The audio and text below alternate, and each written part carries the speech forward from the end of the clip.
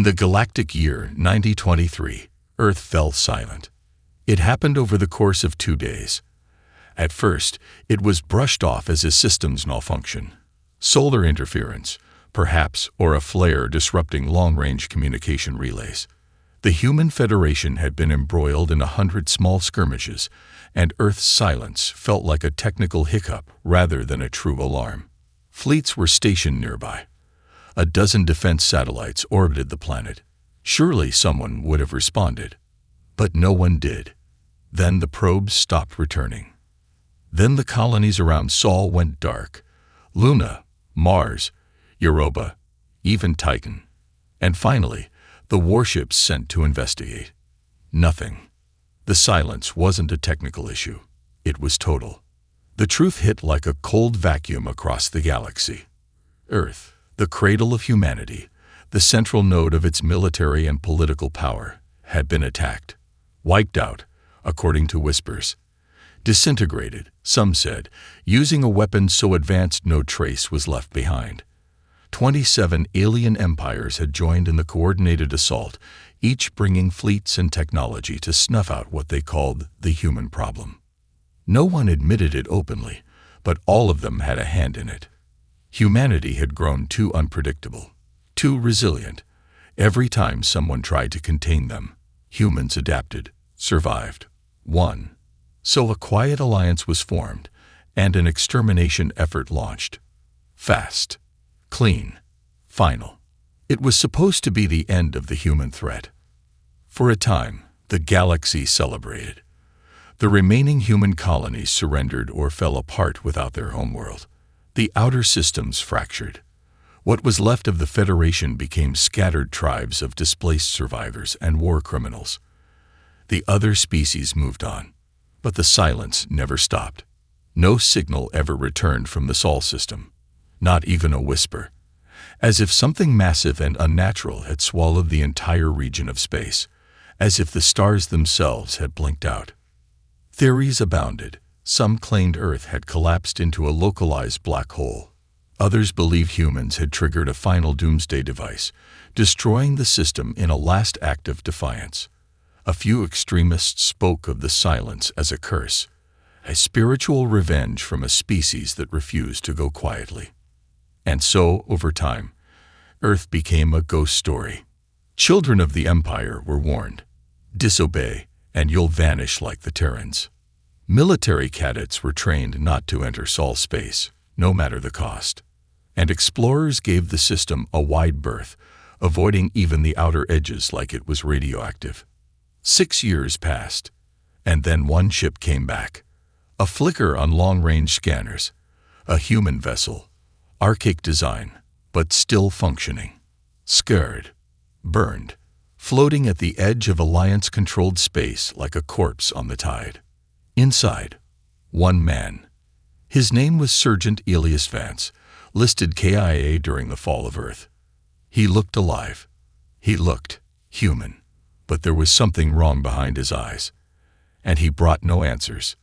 Just silence. The ship drifted at sublight, silent as death, its hull scarred with deep plasma burns, and something else. Strange grooves like claws had raked the metal from the inside out. No active transponder. No lights. No crew. Just one life sign, barely registering, pulsing weakly like a flicker from a dying flame.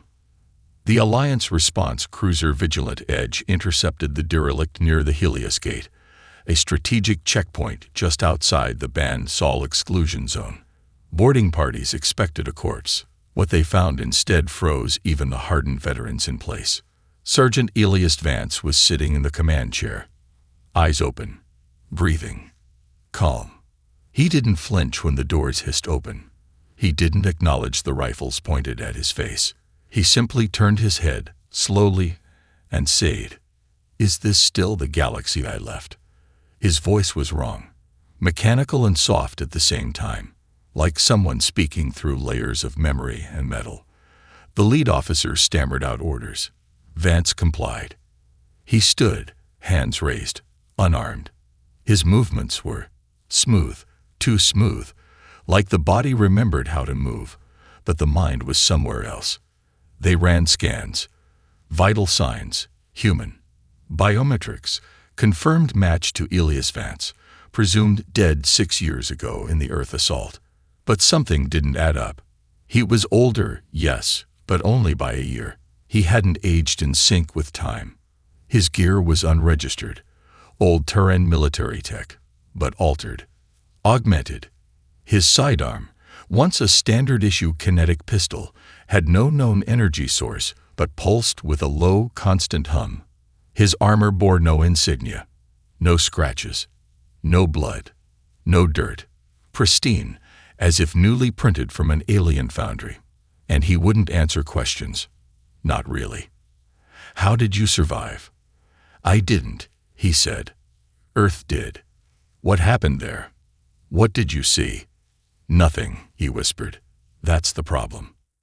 The debriefing turned into a spiral of unanswered questions. Psychological scans glitched, reporting paradoxes. Trauma without trauma, memory with no neural trace. He would sit still for hours, staring at nothing. Then, suddenly, he'd whisper, "Earth is quiet now." He never elaborated, never explained, never reacted when his words sent shivers down spines. After 2 days aboard the Vigilant Edge, the ship began experiencing system-wide anomalies. Lights flickered in patterns, audio logs scrambled. Long-range sensors picked up ghost signals broadcasting from inside their own walls. Fragments of old Earth songs played backward. The captain demanded Elias be sedated, but before they could act, he stood up, walked to the nearest terminal, and calmly said, "Take me to the council." Then every system on the ship went dark for exactly 13 seconds. When they came back online, the navigation drive had already been locked on course for the Alliance core worlds. No one knew how he did it. No one tried to stop him. By the time the Vigilant Edge docked at High Command, every crew member had the same unshakable belief burned into their mind. Sergeant Elias Vance wasn't just back from Earth. He wasn't entirely human anymore. Sergeant Elias Vance stood before the United Galactic Council, surrounded by a ring of armed guards. 10 meters from the dais, he didn't flinch under the spotlights, didn't squint as a dozen representatives from the galaxy's ruling species stared him down. He looked bored. "You were on Earth during the collapse," growled High Marshal Rhedorak of the Dravari Dominion, slamming a clawed fist on the console. "You will tell us what happened there." Vance blinked slowly. Then came the words, "Earth is quiet now." A long silence followed. The phrase had become a mantra, uttered by Vance since his return, and every time he said it, something in the room felt colder, smaller, like the universe contracted by a fraction. "You're either brainwashed," hissed the Triscan mind-seer, "or lying." "Neither," Vance replied softly. "They tried everything. Neural probes, linguistic deconstruction, memory extraction. The machines failed every time. Readings flatlined. Neural maps were blank where there should have been thought. It was as if Elias was speaking from a place outside thought. The medtechs found something worse. Unknown particles in his blood, suspended in clusters they couldn't isolate. Nanites. Possibly. But they didn't behave like machines. They reacted to observation, literally shifting under microscopes, dodging scans as if they knew they were being watched. "He's not just carrying something," whispered one scientist. "He's linked to something. Somewhere else." They tried isolating him in zero-stim chambers. No light, no sound, no electromagnetic fields.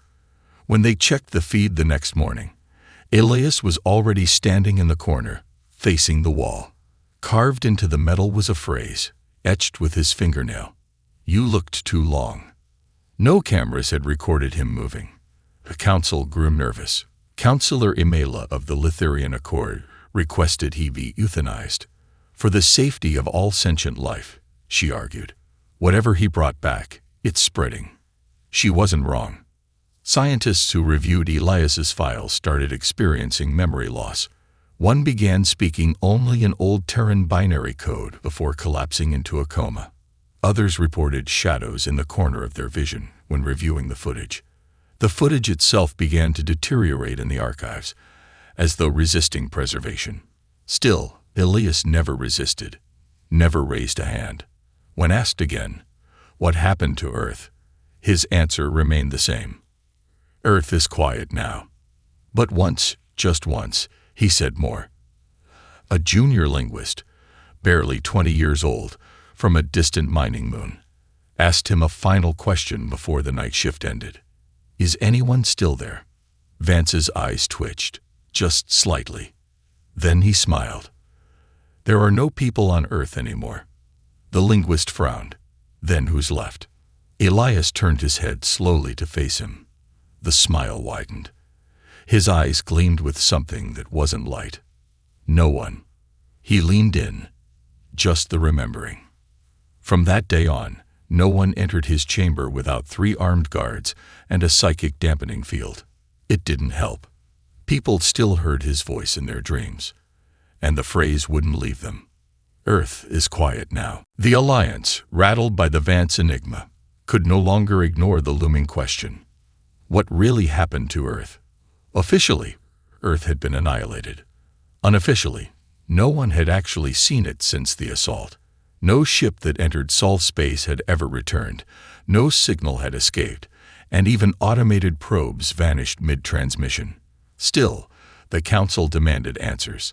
The Draveri, the Lithirians, even the cold-blooded Synthuri agreed. It was time to reclaim closure. 3 scout fleets were dispatched, each from a different species, each outfitted with the most advanced stealth systems, AIs, quantum relays, and backup beacons. They were told to observe, record, and not engage. Just get close enough to break the silence. They never made it back. Not one. The Lithirian cruiser Song of Dust transmitted a single frame before disappearing, an image of the solar system's outer edge, empty stars, calm void, and a growing shadow stretching across space like a spider's web. It wasn't a ship. It wasn't even a structure. It was absence. The fleet's signal ended mid-pulse. All hands lost. No distress call. No debris.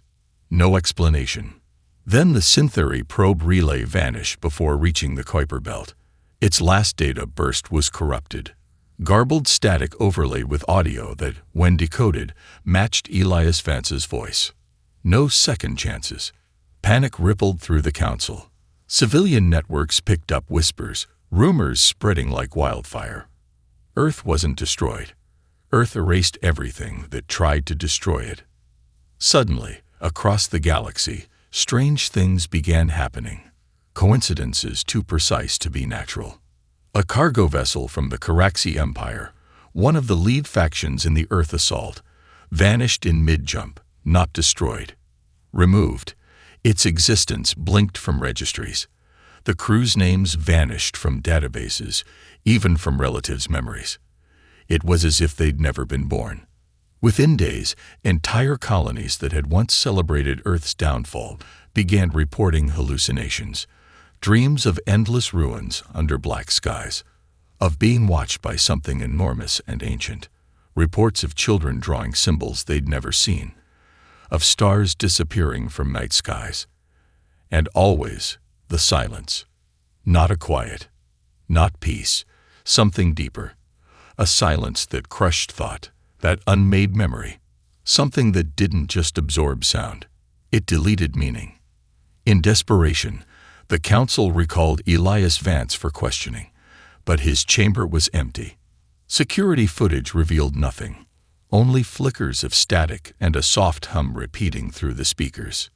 You were told to forget. The door had never opened. They searched the station for days, but Vance was gone. No trace. No life signs. Not even DNA.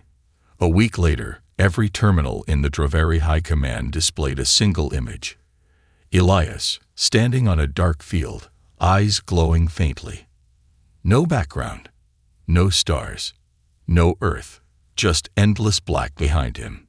Beneath the image, a phrase appeared in over 300 languages. You kept looking. Now we remember you too."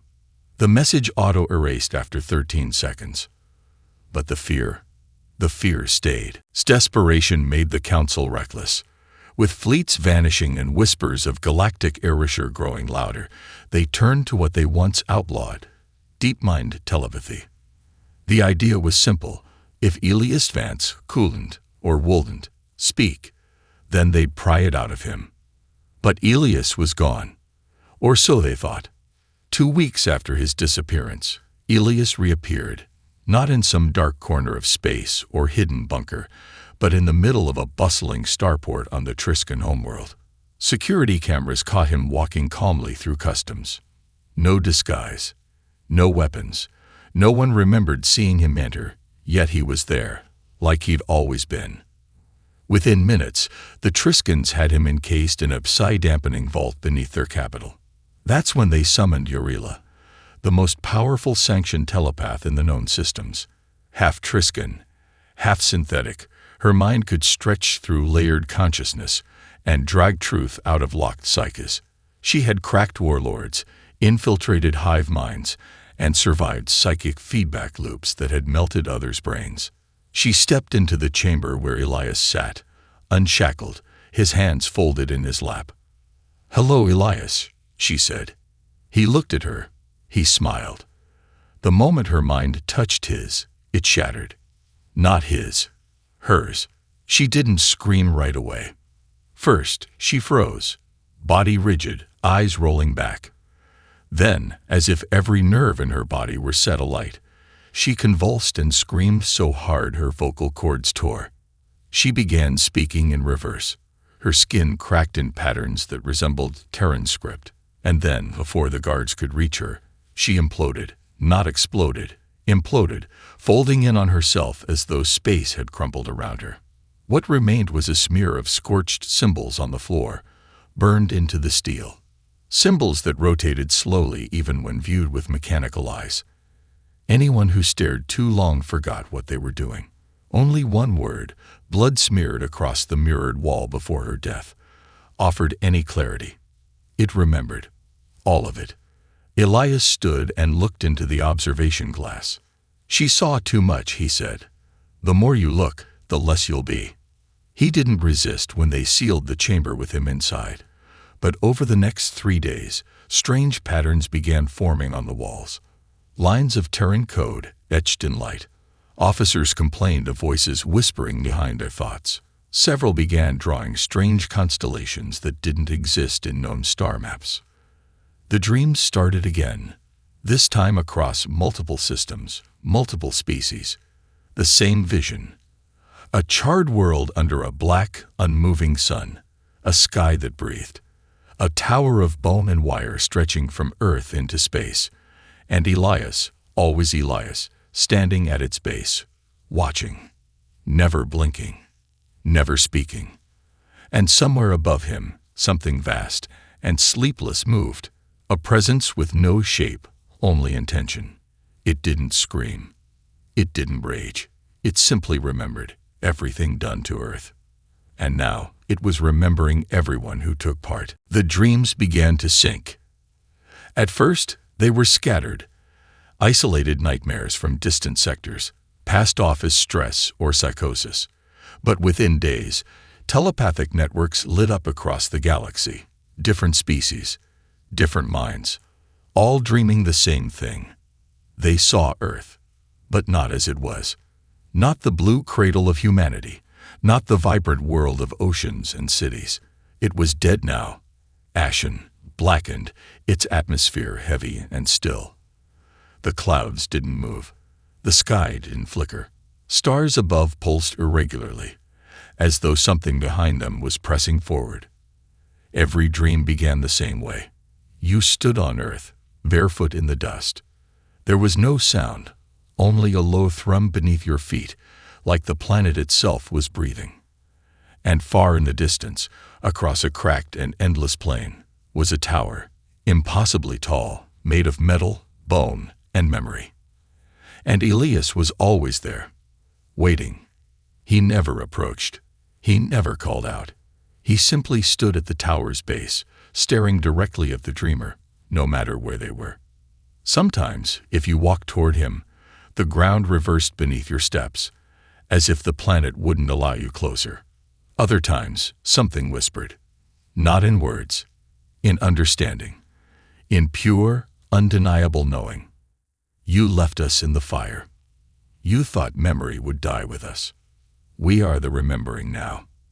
Entire populations began refusing to sleep. Pharmacists reported shortages of dream suppressants. Temples filled with the sleepless and the terrified. Some begged their gods to cleanse their minds. Others tore out their own eyes, screaming that they saw Earth behind the stars. Then came the suicides. Thousands at first, then millions. Most were veterans, former soldiers from the anti-Earth coalition, officers, strategists, political leaders who once spoke proudly of Earth's destruction. They all woke up from the same dream, clutching their heads, sobbing. And then they took their lives. Before their deaths, many scrawled the same phrase on walls, mirrors, skin, ceilings. It's not dead. It's waiting. The council declared a state of emergency. They locked down archives, banned all mention of Earth on public networks, and purged records of the war. It didn't help. The dreams continued. A theory emerged among rogue synapsychologists. The destruction of Earth had somehow imprinted a psychic scar across the galactic unconscious, a trauma so vast, so violent, it achieved sentience, a memory that evolved. And Elias? He wasn't just a survivor. He was a carrier, a walking echo of everything Earth had lost. Its grief, its rage, its vengeance. He had brought back no virus, no weapon, no machine. He had brought back remembrance. And now remembrance was waking. Across systems, stars began to flicker unnaturally. Signals twisted, gravity bent, languages fractured. And somewhere, hidden within the folds of the forgotten, Earth was still watching. Not all had cheered when Earth burned. Some had watched in silence. Others had turned their ships away. A few had even wept, small, insignificant gestures, lost in the thunder of the Alliance's triumph. Now, they were the only ones still sleeping without screaming. These were the ones who tried to repent. The Ithari monks of the Hollow Moon, the only species that had refused to join the assault, opened their temples to former Terran sympathizers. They burned old Terran music as offerings. They chanted the names of Earth's cities, long erased from charts. They lit candles in the dark, whispering into the void. We remember you gently. It helped for a time. The nightmares lessened. The whispers grew softer. The shadows at the edge of their vision receded. Their temples became sanctuaries for the haunted. Even a few council members, broken and terrified, came in secret to beg for peace. Then the statues began to cry. Massive stone figures, faceless, ageless, had stood silent for centuries in Ithari temples. But now they'd wept black tears. No explanation, no chemical composition, just grief seeping down their faces, staining the floors. That night, every monk dreamed of the same thing. Earth, not dead, not alive, but becoming. The ground split open. The sky peeled away. From the tower of bone and metal, something stepped forth. It had no face. It had no form. But it remembered everything.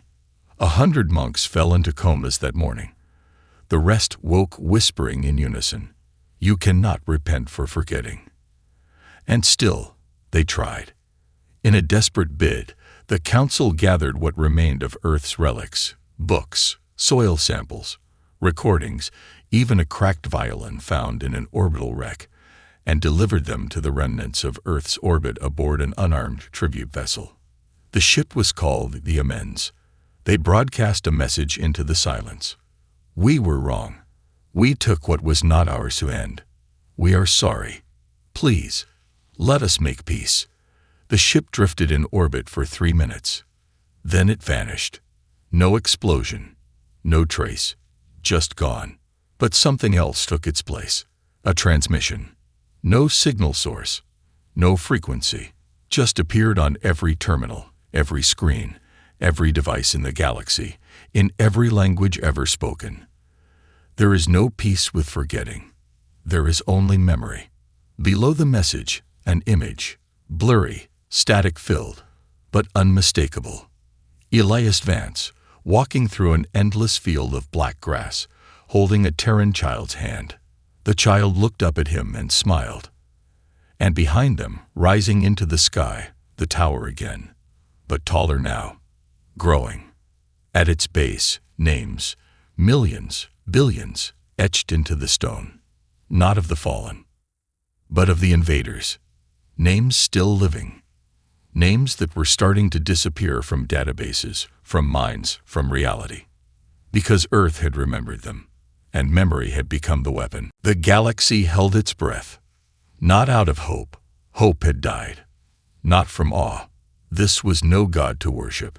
It was remembrance, pure and endless, and it was moving now. System by system, planet by planet, a silence spread. Not mere quiet, but an absence of sound, of light, of meaning. Language collapsed first. Syntax unraveled.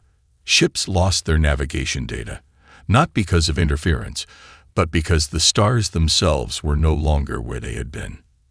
Maps twisted into nonsense. Gravity wells shifted in impossible ways.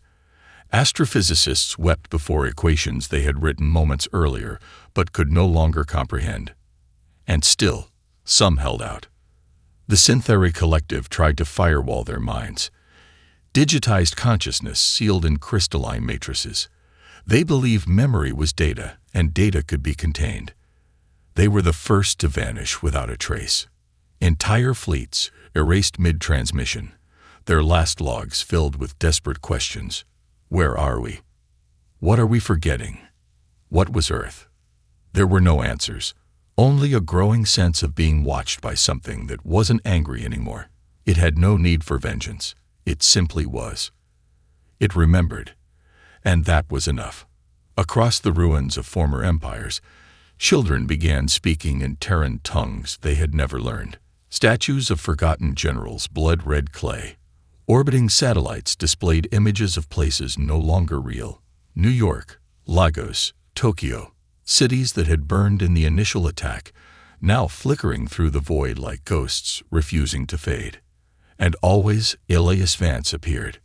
Not in person, in dreams, in visions, in reflections. He stood silently, hand in hand with the child, watching the tower behind him stretch across the stars like a spine of memory through the galaxy.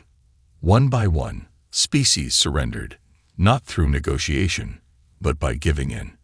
They ceased speaking, ceased resisting, let the silence take them. It was peaceful, in a way, like slipping into the past without regret. On the final day, the council chambers stood empty. Terminals flickered. Security fields hummed without purpose. Only one figure remained, a lone archivist, ancient and forgotten by her own kind, sitting in the dark, writing by hand. She wasn't afraid. She just wanted to finish recording the truth. In the end, she wrote only one thing. We laughed at them. We crushed them. But they remembered. And they remembered us harder than we ever lived. She set the pen down. The lights dimmed. And the silence, at last, reached her too. Some say the galaxy still exists, turned inward, folded into a thought that can't be erased. Others say it was consumed, not by Earth, not by Elias, but by the act of remembering itself. No ruins remain, no wreckage, only a cold field in the dark, a tower reaching through eternity, and a child's laughter echoing across the stars. Because Earth didn't just survive. It became memory, and memory never forgets.